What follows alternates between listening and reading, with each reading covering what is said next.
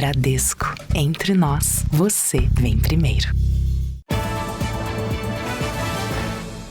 Boa noite. Boa noite. O Jornal da Record começa com um alerta.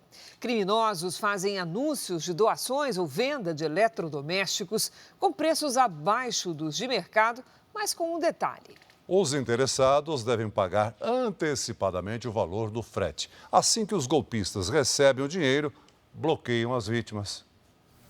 Com orçamento apertado, o tapeceiro Rodrigo nem cogitou comprar uma geladeira nova quando a antiga quebrou. Se você for gastar na geladeira nova, ultrapassar o piso salarial que eu ganho. Ele começou a procurar uma oportunidade em sites de doação ou de segunda mão, até achar o que precisava, uma geladeira usada por R$200. Ela era branca, ela tinha duas portas, né? Diferente da minha que eu tinha, ela tem duas portas, então, tipo assim, achei ela bem interessante. Para fechar o negócio, ele teria que pagar o frete antecipadamente, R$50.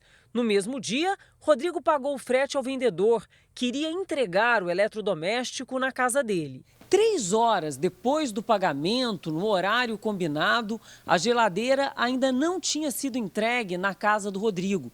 Então ele resolveu entrar em contato com o vendedor. Foram várias tentativas sem sucesso, até vir a suspeita de que, infelizmente, ele tinha caído no golpe do frete. Esse advogado especialista em direito digital faz um alerta. Em caso de doação ou compra de produtos usados, qualquer tipo de pagamento deve ser feito somente na entrega da mercadoria e em sites confiáveis.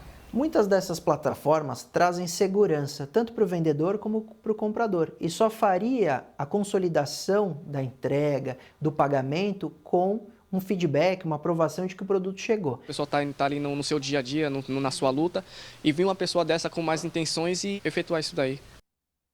Já está na fase final a licitação para a compra de fuzis antidrone, que serão usados no combate ao tráfico de drogas no Rio de Janeiro. A arma emite uma frequência capaz de interromper a comunicação entre o drone e o controlador.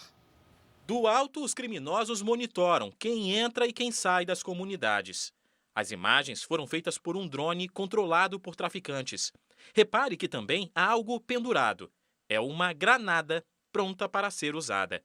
Aqui, o drone localiza o alvo.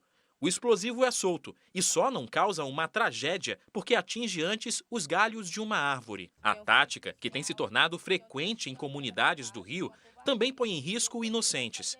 Jogou uma granada aqui dentro da minha casa, em cima do meu terraço. Hoje, agentes do Esquadrão Antibombas da Polícia Civil estiveram nesta casa, no Morro do Quitungo, na zona norte da cidade, para remover a granada. Mas o artefato já tinha sido retirado pela PM em segurança. Além do monitoramento, os drones também têm sido utilizados no Rio de Janeiro para transportar celulares e drogas para dentro dos presídios.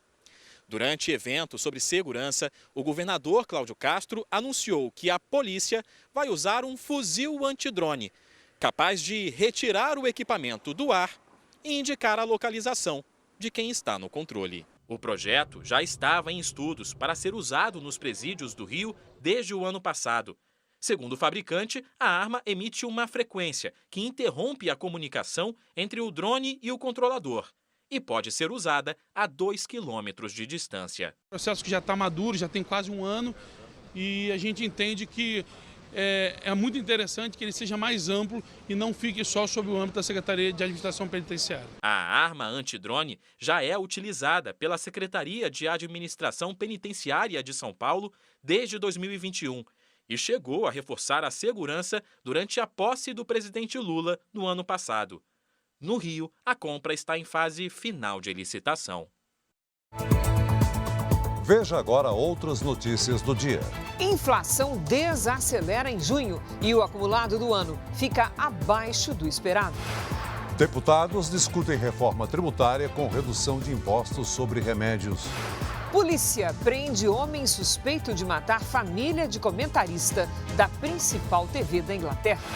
Ramon Dias é anunciado como técnico do Corinthians e o craque Felipe Coutinho está de volta ao Vasco.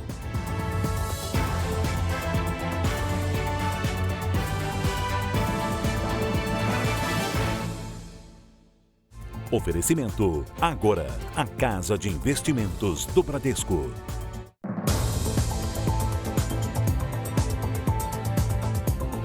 Informações de processos que estão correndo na Justiça têm sido usadas para enganar pessoas que entram com as ações. Os criminosos se passam por advogados e dizem que conseguiram ganhar a causa, mas o cliente precisa pagar uma taxa para o dinheiro ser liberado. A informação chegou pela rede social. Parecia mesmo que o pai da jovem, que prefere não se identificar, havia conseguido ganho de causa nos 3 processos que aguardava na justiça. Mas para receber os R$60 mil, antes seria preciso pagar algumas taxas. O valor total das 3 taxas foi 5.780 por aí. O documento estava perfeito, tinha o timbre da Justiça Federal, o número do processo, estava tudo certinho. Os criminosos usam as informações dos processos que não estão em segredo de justiça e podem ser acessadas até pela internet. Eles fingem ser do escritório de advocacia responsável pela ação, só para enganar as vítimas. Esta advogada, especialista em direito previdenciário, procurou a polícia após ter o nome e os dados usados pelos estelionatários. Ela chegou a alertar os clientes sobre esse tipo de fraude, dias antes de ser alvo dos criminosos. Eu sou tão vítima quanto o cliente que foi abordado e a minha imagem pode ser destruída, que eu demorei para conquistar durante 25 anos de carreira. A presidente da OAB em São Paulo alerta que antes de fazer qualquer pagamento é preciso confirmar de onde partiu o pedido. Se você contratou um advogado, fale com ele, seja pelo telefone pessoal dele, pelo telefone do escritório, por e-mail. Não acredite em qualquer forma de comunicação, porque os golpes estão sendo cada vez mais comuns e mais sofisticados. Quem caiu na armadilha dos estelionatários sente que dificilmente vai recuperar o prejuízo. E fica difícil de provar. Mais difícil ainda de conseguir receber esse dinheiro de volta. Depois de provocar um grave acidente de trânsito em Belo Horizonte, um homem foi flagrado por câmeras de segurança fugindo do local. Ele não prestou socorro às pessoas que estavam no veículo atingido. Uma delas ficou presa às ferragens. O suspeito é este homem, flagrado por câmeras de monitoramento minutos após a batida na capital mineira. Com o veículo danificado ainda parado na pista, ele conversa com outro motorista. Em seguida, sobe correndo a avenida. O motorista atingiu um carro que estava parado no semáforo e escapou do local sem prestar socorro às vítimas. Havia 3 pessoas no veículo. Uma delas ficou presa às ferragens e está internada com uma lesão na coluna. Tive um traumatismo craniano leve, assim, dores no corpo todo, mas assim, o que está difícil mesmo é a situação do meu amigo, que ele está entubado no hospital, passou por uma cirurgia e eles estão aguardando uma melhora do quadro dele para fazer uma nova cirurgia. Segundo o boletim de ocorrência, o motorista teria admitido a uma testemunha que ingeriu bebida alcoólica e ainda pediu ajuda para deixar o endereço, alegando que a vida dele seria destruída. A polícia ainda não localizou o homem. O desejo que eu tenho do meu amigo sair dessa, né? E da polícia localizá-lo, esse cara, né? Porque é um absurdo que ele fez. O motorista de um carro de luxo que atropelou e matou um motociclista em Goiânia foi indiciado por homicídio doloso, por assumir o risco de matar e embriaguez ao volante. Se condenado, Antônio Chelsea Neto, de 25 anos, pode pegar até 20 anos de prisão. No dia 9 de junho, Antônio atropelou o vigilante Clenilton Lemes, de 38 anos, na rodovia GO 020, em Goiânia. Ele estava a caminho do trabalho e morreu na hora. A Polícia Civil concluiu que no momento do acidente, Antônio dirigia bêbado e em alta velocidade. Clenilton foi arrastado por mais de 200 metros. Agora, o inquérito vai ser levado para o Ministério Público de Goiás, que depois deve apresentar a denúncia à Justiça. A defesa do motorista disse que não teve acesso ao inquérito policial e que até agora ele não foi ouvido. A inflação desacelerou em junho. O IPCA fechou em 0,21% e ficou abaixo da expectativa dos analistas. Os alimentos puxaram os preços e no supermercado os consumidores já notaram a diferença. Para começar o dia, o Luiz Antônio não abre mão de uma rotina. O café não pode faltar, de preferência sem açúcar. O hábito ficou mais caro no mês passado, quando o café subiu mais de 3%. O leite acompanhou, com alta de quase 7,5%. Outros alimentos também subiram. A batata quase 15%. E o arroz, depois das chuvas no Rio Grande do Sul, teve alta de 2,25%. Mas enquanto alguns produtos pesaram mais no bolso, outros deram um alívio para o consumidor. A cenoura caiu quase 9,5%. Baixaram também os preços da cebola, do mamão e da banana. Os preços dos alimentos, mais uma vez, tiveram o maior impacto na inflação. Só que subiram menos em junho do que no mês anterior. E com esse ritmo menor nos reajustes, o resultado foi uma desaceleração do IPCA. De 0,46% de alta em maio, o índice passou para 0,21%. Ficou abaixo do que era esperado pelos analistas. A gente sabe que a população de renda mais baixa, ela gasta mais do que 30% da sua renda com alimentação básica. Então, quando você tem uma inflação forte, uma pressão inflacionária forte em alimentação, as camadas mais populares são as que mais sofrem. No supermercado, o efeito é imediato. Tem um pouquinho de desaceleração no preço, o consumo aumenta, isso faz com que também as pessoas acabam consumindo um pouco mais e aumentando também o seu poder de compra, né? A gente tenta sempre ter a verdura, o legume, alguma coisa verde, principalmente na mesa. A gente tenta equilibrar, né, comer um pouco melhor, conforme a relação dos preços. Também ajudaram a segurar a inflação as reduções nos preços do óleo diesel e das passagens aéreas. O IPCA, acumulado em 12 meses, ficou em 4,23%, abaixo do teto da meta do governo. Nesse momento, a inflação não é o nosso maior problema. A gente tem que estar atento se, eventualmente, o dólar não sobe, que nem aconteceu nas últimas semanas, e parece que cessou, pelo menos por enquanto, a fonte dessa pressão inflacionária em cima do dólar e a depreciação da nossa moeda real. Hora da previsão do tempo. Vamos conversar com a Lidiane Sayuri. Oi, Lid, boa noite. Como é que vai ser a nossa quinta-feira? Com chuva nos extremos do país, Cris, e com aumento da temperatura na região sudeste. Boa noite para você, boa noite, Celso, boa noite a todos que nos acompanham. Uma nova frente fria avança e forma nuvens de temporal sobre a região sul. A maior quantidade de água deve cair sobre os municípios de Chapecó e Indaial, em Santa Catarina, e Ivaí, no Paraná. Nessas áreas, o dia será nublado e com chuva forte a qualquer momento. As rajadas de vento podem chegar aos 90 km por hora. À tarde, os termômetros ficam entre os 10 e 19 graus. Em São Paulo, Belo Horizonte e em Vitória, quinta-feira ensolarada e sem nada de chuva, esquenta um pouco e as máximas ficam em torno dos 25 até 30 graus.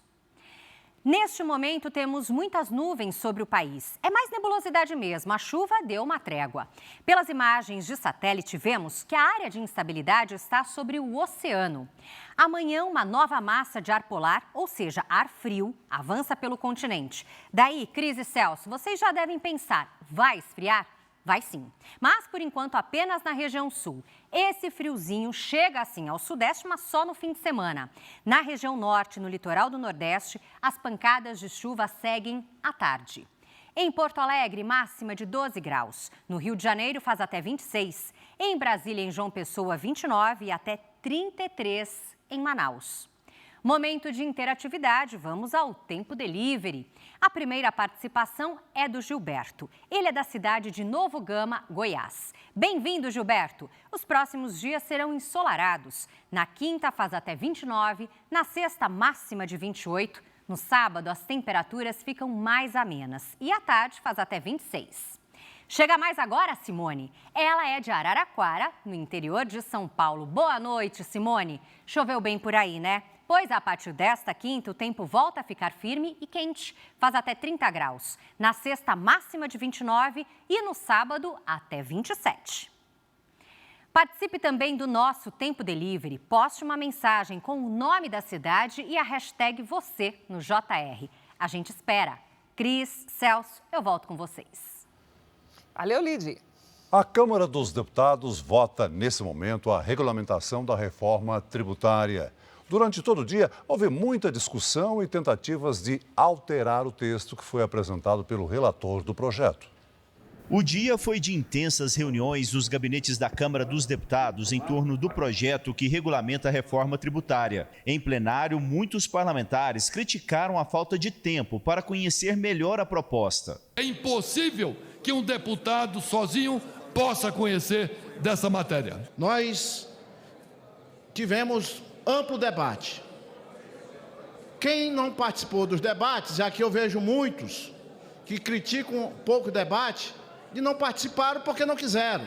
A relatoria do projeto ficou com o deputado Reginaldo Lopes, do PT de Minas Gerais. O texto apresentado hoje por ele para votação traz algumas mudanças. O chamado cashback, que é o mecanismo de devolução de parte dos impostos pagos por famílias pobres, poderá ter os CPFs de todos os integrantes da família. Outra novidade é que todo o valor pago em imposto federal nas contas de energia, água e esgoto será devolvido. Antes, a previsão era devolver apenas a metade. Terão direito ao cashback as famílias com renda de até meio salário mínimo por pessoa e que estão incluídas no Cadastro Único do Governo Federal. Aqui no plenário, os parlamentares derrubaram requerimentos que queriam tirar a regulamentação da reforma tributária de discussão. E agora, no início da noite, começaram a votação. O projeto define regras para o imposto sobre bens e serviços, que será dividido entre estados e municípios. A contribuição social sobre bens e serviços, que será arrecadada pelo governo federal. E o imposto seletivo, mais conhecido como o imposto do pecado.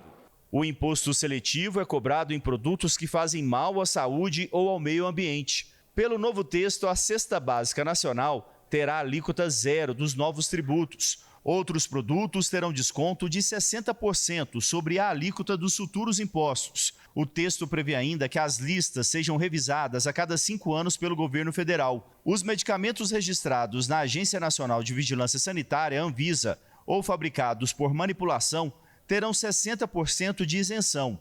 Outros 383 remédios terão isenção total.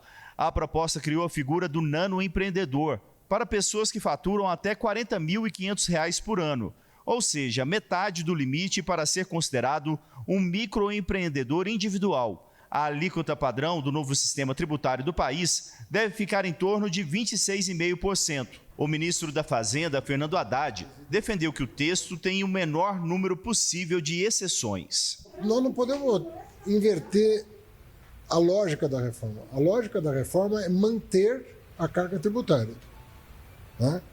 Quanto menor as exceções, quanto menor o número de exceções, menor a alíquota. Quanto menos exceções, melhor. Esse é o posicionamento técnico da Fazenda. Então, vamos voltar a Brasília agora ao vivo com o Tiago Nolasco, que traz todos os detalhes da situação de momento dessa votação importantíssima lá na Câmara dos Deputados. Tiago, boa noite. Sessão vai entrar pela noite, é isso?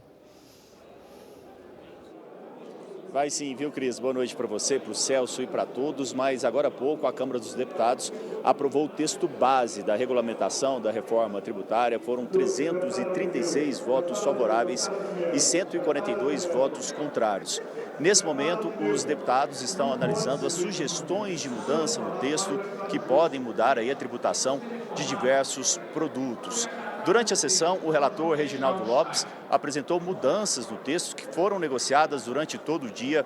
Entre as mudanças, a redução de 60% nos tributos para insumos agropecuários e agrícolas. Também houve essa mesma redução de 60% para atum, salmão e também sucos naturais.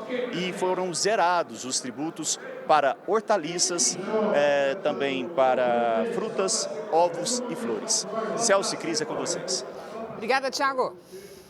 Ainda hoje, técnico de futebol vai responder em liberdade por injúria racial contra a jogadora do Bahia. Presidente Lula anuncia mais de 400 milhões de reais em ações para catadores de material reciclável. Corinthians anunciou o argentino Ramon Dias como novo técnico. A missão é afastar o time do risco de rebaixamento no Brasileirão.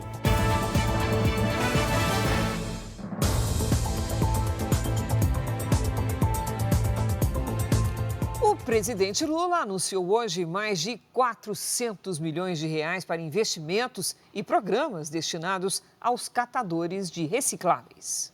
Ao todo, 425 milhões e 500 mil reais serão destinados para cooperativas e associações de catadores no Brasil. O governo estima que 800 mil pessoas trabalhem no setor, que é fundamental para o aumento da vida útil dos aterros sanitários e para reduzir a demanda por recursos naturais. O anúncio do investimento foi feito pelo presidente Lula no Palácio do Planalto. É importante que a sociedade veja vocês e respeite vocês como cidadãos brasileiros que estão fazendo um serviço tão ou mais importante do que o serviço que aquelas pessoas que estão vendo você faz. Lula ainda aproveitou o evento para puxar a orelha de ministros e auxiliares por ausências em reuniões interministeriais. Disse que participam dos primeiros encontros e se ausentam nos seguintes. O recado do presidente foi direcionado ao ministro da Secretaria-Geral, Márcio Macedo, que terá a responsabilidade de ligar para os colegas de esplanada e garantir a presença deles em encontros futuros. É preciso que quando tiver essa reunião, todos os ministros que fazem parte têm que participar, Márcio. Você tem a responsabilidade de pegar o telefone e ligar para cada ministro. Porque também muitas vezes a gente acha que todo mundo está ligado no Zap e passa uma mensagem de reunião amanhã às 9 horas. Nem sempre todo mundo vê. Lula ainda se reuniu com o presidente do Senado, Rodrigo Pacheco, com o líder do governo no Senado, Jacques Wagner, e o ministro da Fazenda, Fernando Haddad, para tratar do projeto de reoneração gradual da folha salarial de 17 setores da economia. No encontro, Lula pediu que Congresso e Ministério da Fazenda cheguem a um acordo sobre as fontes para compensar a perda de arrecadação do governo pelos próximos 3 anos, até 2027, quando a desoneração chegará ao fim.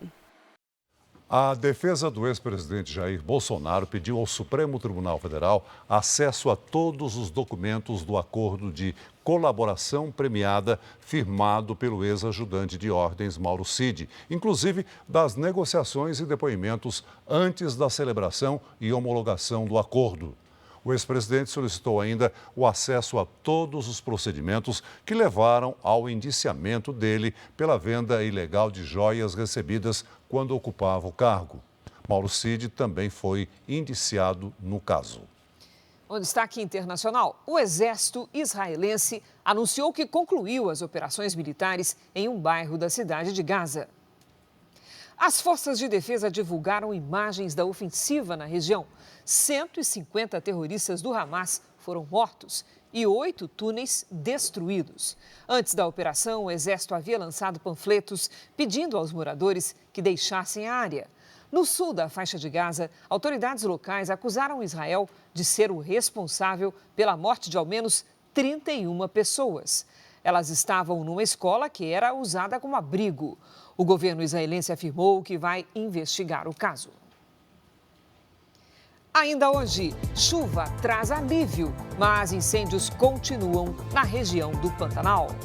Ator George Clooney diz que Joe Biden não é mais o mesmo e pede para ele abandonar a corrida presidencial. Com a reabertura da janela de transferências, Vasco anuncia o retorno de Felipe Coutinho ao futebol brasileiro.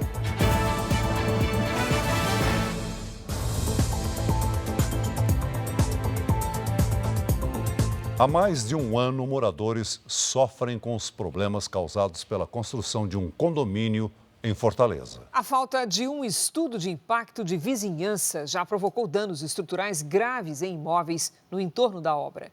E até agora, a construtora Ara não tomou nenhuma providência. O prédio começou a ser erguido pela construtora Ara em junho de 2022. Em menos de um ano e meio, os problemas começaram. Sem proteção adequada, materiais caíram da obra e a empresa responsável foi notificada. A marreta, ó, caiu lá de cima, ó. Vinha restos de cimento, de concreto. Nós tivemos lá episódio que uma marreta escapou da mão do funcionário lá de cima e caiu lá embaixo. Ainda bem que caiu, foi no terreno vazio, não caiu na cabeça de ninguém, porque senão matava. Nós temos outros problemas que encheu de entulho em cima, restos de obras em cima do telhado. O edifício tem até o momento 23 andares construídos. Nesse tipo de construção, é obrigatória a elaboração de uma vistoria cautelar da vizinhança, ou seja, uma análise de possíveis impactos aos imóveis vizinhos antes de a obra ter início, o que não foi respeitado pela construtora. Como resultado, danos estruturais graves afetaram o templo da Igreja Universal, localizado ao lado da construção. Fissuras, trincas e rachaduras apareceram no piso do salão principal. Em alguns pontos, as rachaduras passam de meio centímetro de largura e 4 centímetros de profundidade. As placas de granito da escada também se deslocaram. Uma empresa especializada realizou uma vistoria no imóvel e concluiu que os problemas foram causados pela movimentação do solo e pela queda de material da construção. O laudo técnico também apontou que a fundação do prédio não foi feita de forma correta. A cortina de contenção, responsável por manter a estabilidade da obra e dos imóveis vizinhos, foi realizada sem a devida vedação. E isso resultou na erosão do solo que sustenta o piso da Igreja Universal. O risco é iminente. Se a contenção não for feita, o chão do templo pode colapsar. Além de danos estruturais, a construção coloca em risco a segurança de quem passa pela região. Uma mulher foi atingida na cabeça por uma pedra que caiu da obra e acionou a justiça contra a construtora Ara. A Defesa Civil de Fortaleza decidiu interditar a construção. O Ministério Público do Ceará foi acionado e instaurou um procedimento para investigar o caso. Uma audiência de conciliação foi marcada para agosto. A construtora Ara não respondeu aos nossos questionamentos. O templo da Igreja Universal em Fortaleza tem 28 anos e nunca havia apresentado problemas na estrutura. O local recebia 2.600 pessoas por semana, mas agora não há previsão para a retomada das reuniões. Se não recuperar isso, não tem como voltar, né? Porque precisa fazer a recuperação disso. E é o que a gente está buscando, tanto dos órgãos quanto das autoridades, é o que a gente está buscando, é a recuperação desse imóvel, né? O primeiro centro humanitário de acolhimento de Porto Alegre já está pronto para receber as famílias desabrigadas pelas enchentes. Um pouco de afeto para quem já sofreu tanto. O primeiro centro humanitário de acolhimento da capital gaúcha tem capacidade para 850 pessoas, divididas em 4 alas, entre elas familiar, masculina e feminina. Aqui é o espaço destinado às famílias. São 106 dormitórios separados por divisórias modulares. A maioria com capacidade para receber até 5 pessoas. Tem cama de casal, de solteiro e até espaço para colocar um berço. O local ainda vem com roupa de cama, cobertor e um armário para guardar objetos pessoais. Nas demais alas, os dormitórios são coletivos com beliches. O refeitório tem capacidade para 400 pessoas ao mesmo tempo. A Brigada Militar fará a segurança do local todo dia. A expectativa é receber cerca de 60 desabrigados a partir de amanhã. Em Canoas, na região metropolitana, o Centro Humanitário de Acolhimento já tem 357 moradores. A gente se sentir bem é outra coisa. Tanto na área de segurança, quanto na área alimentícia. É espetacular. A ideia é que os desabrigados permaneçam nos centros até conseguirem um lar pelo programa habitacional anunciado pelo governo federal. As famílias vão ser cadastradas pelas prefeituras. Nós queremos, ainda no mês de julho, disponibilizarmos pelo menos 2.000 imóveis. De nossa parte, nós já temos condições de fazer isso. A validação do pedido será mediante o cadastro que as prefeituras apresentarão para o governo federal. Nos Estados Unidos, cresce a pressão entre apoiadores de Joe Biden para que ele desista da campanha à reeleição. Durante a cúpula da OTAN, o presidente americano anunciou uma nova ajuda militar para a Ucrânia se defender dos ataques russos. O ator George Clooney se juntou a outros nomes que pedem ao presidente americano que deixe a disputa. Em um artigo publicado hoje no jornal The New York Times, Clooney escreveu: nos últimos 4 anos, ele venceu muitas das batalhas que enfrentou, mas a única batalha que ele não pode vencer é a luta contra o tempo. Até mesmo o âncora George Stephanopoulos, da ABC News, a quem Biden deu uma entrevista na semana passada, afirmou a um telespectador na rua que não acredita na capacidade de Biden para um novo mandato. Enquanto ainda sofre pressão de todos os lados, Joe Biden tenta convencer lideranças do próprio partido de que ainda é a melhor opção. Ele organizou uma reunião online com quase 200 prefeitos democratas em busca de consolidar apoio para a campanha. Hoje, a deputada Mick Sherrill, de Nova Jersey, tornou-se a 7ª democrata no Congresso a pedir publicamente que Biden se retire da corrida. E Donald Trump aproveitou para alfinetar o adversário.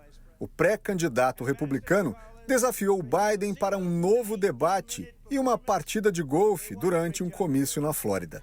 Let's do another debate this week so that Sleepy Joe Biden... O presidente americano não respondeu. Passou o dia na cúpula da OTAN, que marca os 75 anos da organização do Tratado do Atlântico Norte.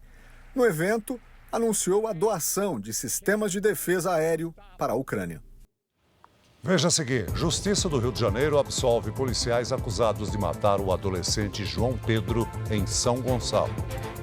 Polícia britânica prende suspeito de matar mulher e 2 filhas de um comentarista da principal rede de TV e rádio do Reino Unido. Operação prende 7 torcedores do Goiás. Eles prepararam emboscadas para agredir os rivais.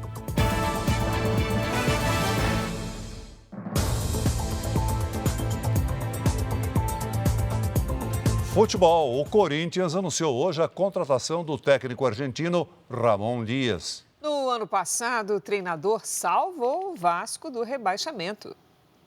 Ramon Dias assinou o contrato até o fim de 2025 e falou sobre o desafio de comandar o Corinthians. Me parece que um equipo grande tendría que estar em outra posição diferente. Seguramente que todos unidos vamos poder salir adelante. Como treinador, Ramon venceu 4 campeonatos na Arábia Saudita. Ele também foi multicampeão comandando o River Plate. Das 7 vezes que foi campeão argentino, 6 foram pelo clube portenho, onde também conquistou a Libertadores e a Supercopa. A chegada do novo técnico agradou os corintianos. Vamos pra cima aí que vai dar bom. Vamos ver, eu acho que foi uma boa contratação, só que acho que a gente precisa de jogadores, né? Não é só o técnico, né?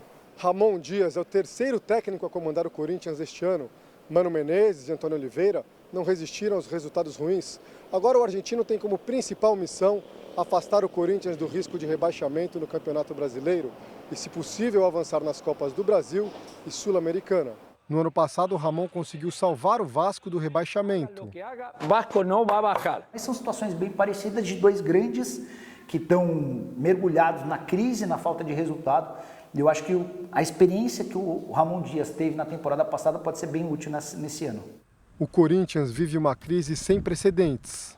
Acumula mais de 2 bilhões de reais em dívidas. E o contrato com a ex-patrocinadora, uma casa de apostas, se tornou alvo de uma investigação da polícia e do Ministério Público. O clube anunciou Fred Luz como CEO, executivo-chefe, para tentar colocar ordem na casa. Mas, em meio a turbulências, o Corinthians estaria negociando com o veterano italiano Mario Balotelli, que no passado foi um craque de grandes clubes europeus. E o Balotelli é 880, ele pode vir e arrebentar, porque é um cara de currículo grande, é um cara de Copa do Mundo, que hoje vive um momento de declínio. O meio do ano é aguardado por muitos torcedores. Nesse período, acontece a janela de transferências, que é quando os times podem contratar reforços, principalmente com clubes internacionais. Hoje o Vasco anunciou o retorno do craque Felipe Coutinho após 14 anos fora do Brasil. Mas não é o único clube com reforços. O meia argentino Thiago Almada, de 23 anos, será o principal reforço do Botafogo. Ele foi comprado do Atlanta United dos Estados Unidos por mais de 137 milhões de reais. É a contratação mais cara da história do futebol brasileiro. A Almada se junta a um elenco que ocupa a vice-liderança do Brasileirão e ainda disputa a Libertadores da América. A Libertadores é um sonho. No Fluminense, a expectativa é de ver Thiago Silva em campo. Com a reabertura da janela de transferências, que vai de hoje até o dia 2 de setembro, o zagueiro, apresentado em junho, só vai estrear na 17ª rodada da competição. É a grande aposta para corrigir as falhas na defesa e tirar o Flu da lanterna do Brasileirão. No Vasco da Gama, depois de muitas negociações, finalmente foi anunciada a volta de um antigo ídolo a São Januário. O meia Felipe Coutinho vai ficar 1 ano no clube carioca, emprestado pelo Aston Villa da Inglaterra. A apresentação oficial do jogador está marcada para amanhã. O jogador de 32 anos, revelado no Vasco, saiu do Brasil em 2010 e teve passagens vitoriosas em clubes do exterior. O torcedor cruzmaltino já estava com saudade. Volta para casa, o Vasco precisa de você, a torcida te ama. Felipe Coutinho, eu não vejo a hora, estreia logo, meu irmão, que tu é o cara, meu irmão. Nessa agitação do mercado da bola, o cruzeirense quer logo ver em campo o goleiro Cássio, que deixou o Corinthians, e o atacante Caio Jorge, vindo da Juventus da Itália. No rival Atlético Mineiro, Bernard, aquele que o técnico Felipão dizia que tinha alegria nas pernas, está de volta. O jogador estava no Panathinaikos, na Grécia, e chega ao Galo após 11 anos. O Palmeiras, atual campeão brasileiro, tem 3 novidades. O meia-atacante Felipe Anderson, que estava no Lazio da Itália, o meia Maurício, ex-internacional, e o lateral direito Augustin Giai, promessa argentina de 20 anos. Resta saber se Gabigol, ainda no Flamengo, pode ser mais um nome a caminho do Verdão. 7 suspeitos de envolvimento em ataques contra torcedores de futebol foram presos em Goiás. Segundo a polícia, criminosos têm se infiltrado nas torcidas organizadas para ampliar o domínio de território para a venda de drogas. Foram cumpridos 7 mandados de prisão e 8 de busca e apreensão em Goiânia e cidades da região metropolitana. Os alvos fazem parte da torcida organizada do Goiás. O principal rival, Vila Nova, disputou a final do Campeonato Goiano contra o Atlético Goianiense. Depois das partidas, os criminosos fizeram emboscadas contra torcedores do Vila Nova. Numa delas, 3 motos e um carro pararam em frente a um bar e atiraram contra torcedores. Uma das vítimas ainda foi espancada. Na mesma região, 2 adolescentes foram agredidas e tiveram os uniformes arrancados. Os agressores colocaram os ataques nas redes sociais. Os investigados vão responder por crimes como associação criminosa, roubo e lesão corporal. Desde que o grupo de proteção ao torcedor foi criado, há 1 ano, mais de 80 criminosos foram presos infiltrados em torcidas organizadas em Goiás. Na operação de hoje, foram encontradas armas e drogas, o que para a polícia reforça o envolvimento dos suspeitos com o tráfico.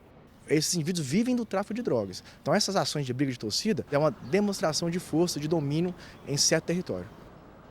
O técnico de um time de futebol feminino do Amazonas, suspeito de injúria racial, pagou fiança de R$ 42 mil e vai responder ao processo em liberdade. O técnico português Hugo Miguel Duarte Macedo saiu da audiência de custódia com o rosto coberto e sem falar com a imprensa.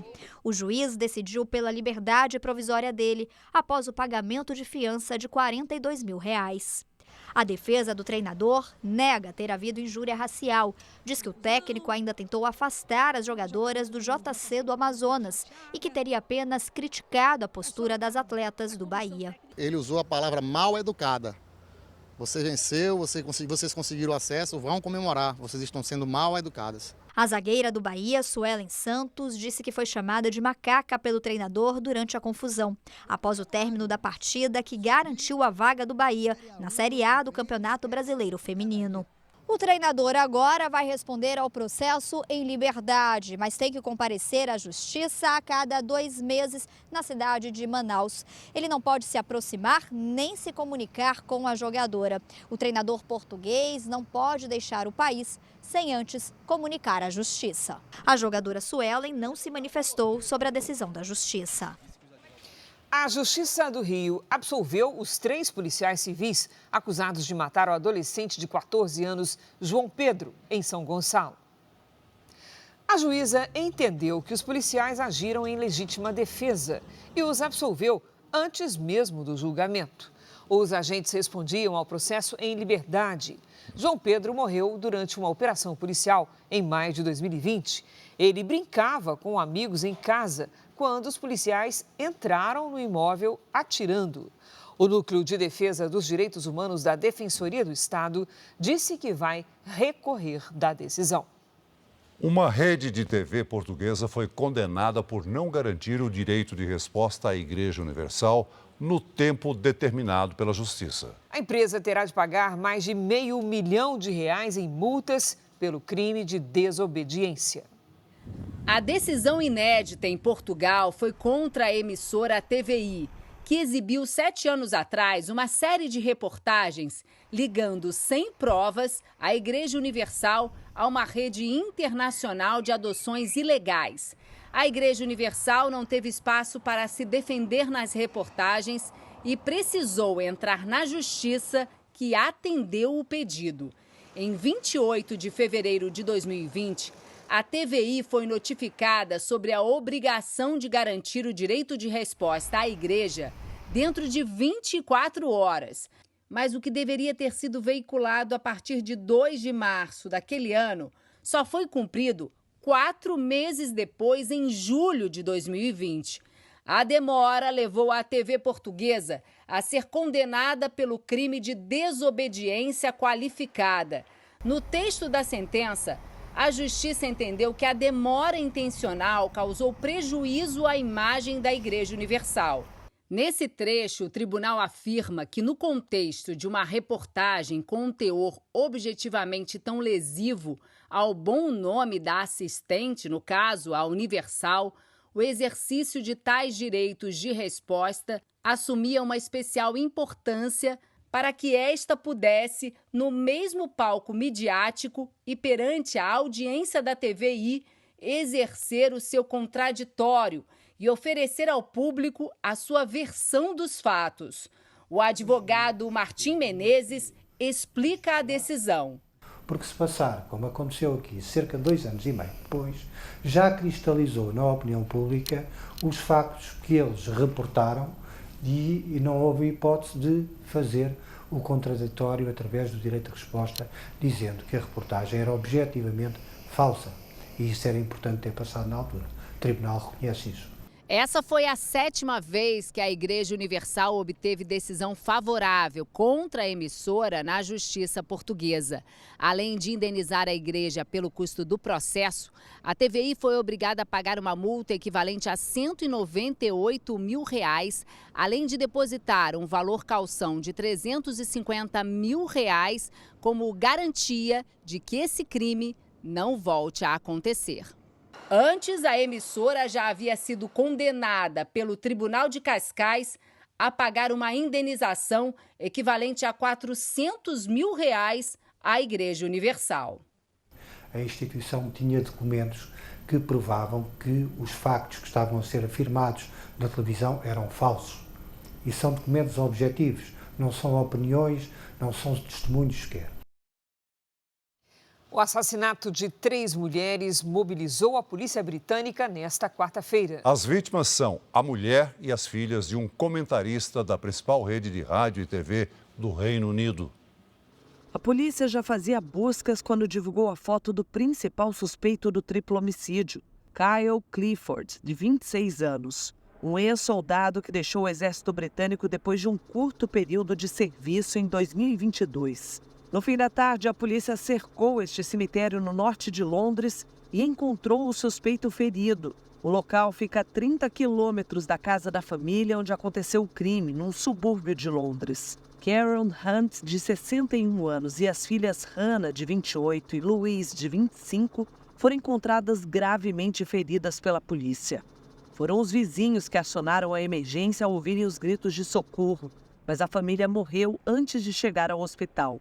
A rede de rádio e televisão britânica BBC confirmou que as vítimas eram a esposa e as filhas de um dos comentaristas, John Hunt. A polícia britânica acredita que o ataque à família do comentarista não foi por acaso. O que chamou a atenção também foi a arma usada no crime, conhecida como besta, uma espécie de arco e flecha usado na caça esportiva. Agora, a polícia tenta descobrir a relação do suspeito com as vítimas. Uma das hipóteses é de que Kyle Clifford tenha tido um relacionamento amoroso com uma das filhas do comentarista. Aqui no Brasil, a chuva fraca que caiu no Pantanal trouxe um alívio, mas ainda está longe de ser o fim das queimadas na região. Na janela do helicóptero, as gotas da tão esperada chuva que caiu sobre o Pantanal. Mas ainda fraca, não chegou em todas as áreas. Neste local já queimado, bombeiros limpam o terreno para evitar que troncos de árvores caídas se tornem um novo combustível para o fogo. O fogo veio, derrubou essa árvore, porém como ele pega pela base, ainda tem todo esse material aqui para queimar. Então a gente vem com a motosserra e efetua o corte aqui na ponta queimada, elimina a ponta queimada. O combate mais intenso contra as chamas é na região do Paraguai-Mirim, no município de Corumbá. Por causa da mudança no tempo, desde ontem, o avião da Força Aérea Brasileira não tem feito sobrevoo para o lançamento de água. Apesar de fraca, a chuva que caiu sobre o Pantanal elevou a umidade e melhorou a qualidade do ar. Nas últimas 48 horas, imagens de satélite registraram apenas 6 focos de queimadas. Número pequeno, se comparado com as últimas semanas. Hoje, o governo federal publicou uma medida provisória que autoriza aeronaves e tripulantes estrangeiros no combate às queimadas. E a ministra do Meio Ambiente disse que a operação no Pantanal conseguiu extinguir mais da metade dos focos de incêndio. Dos 54 incêndios, que envolve vários focos de calor, nós já conseguimos levar 30 à extinção. Mas o fato de estarem extintos não significa que não devem continuar sendo monitorados. Para os bombeiros, o cenário atual traz um alívio, mas está longe de ser o fim das queimadas. Quando aumentar as temperaturas aí por volta do dia 20 de julho, a gente já deve encontrar um cenário tão crítico como a gente enfrentou nos últimos dias. Voltamos a falar da reforma tributária. Os líderes partidários da Câmara dos Deputados acabaram de fechar um acordo para incluir todas as carnes, queijos e sal na Cesta Básica Nacional, que tem isenção total de impostos. Essa será, então, a principal mudança na regulamentação da reforma tributária em votação nesse momento no Congresso. Por causa da inclusão das proteínas na Cesta Básica, a alíquota geral para os outros tributos deve ficar em torno de 27%. O Jornal da Record termina aqui. A edição de hoje na íntegra e também a nossa versão em podcast estão no Play Plus e em todas as nossas plataformas digitais. Fique agora com a série A Rainha da Pérsia. E logo depois de Gênesis, tem eliminação ao vivo. No reality A Grande Conquista, Felipe, Geni, Caio ou Lizzie? Quem você quer que fique? Não perca! Ótima noite para você. Boa noite.